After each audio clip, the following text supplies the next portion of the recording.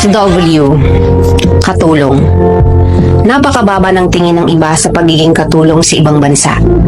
May iba na nagsasabi na kaya tayo napadpad dito kasi wala tayong pinag-aralan.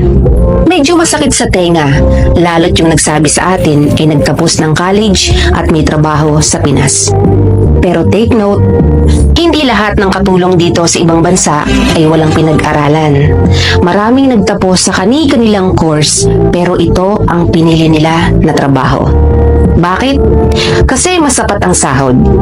Ang mga katulad kong OFW hindi dapat minamaliit ng kung sino man na may magandang trabaho dyan sa Pinas.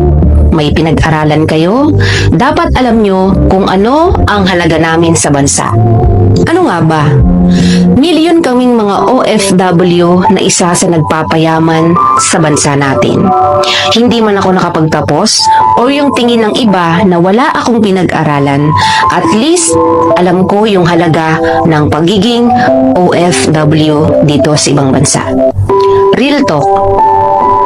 Minsan, pag nagpo-post yung mga OFW o katulong na katulad ko ng mga gamit na nabili nila or kung ano-ano pa, hindi talaga may iwasan na may magsabi na, nagmamayabang, alam naman nakatulong lang.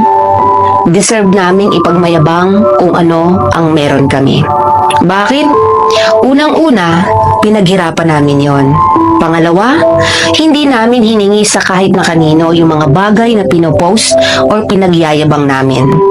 Oo, ayoko sa mga taong mapanghusga. May pinag-aralan ka nga, pero wala kang karapatang manghusga ng ibang tao.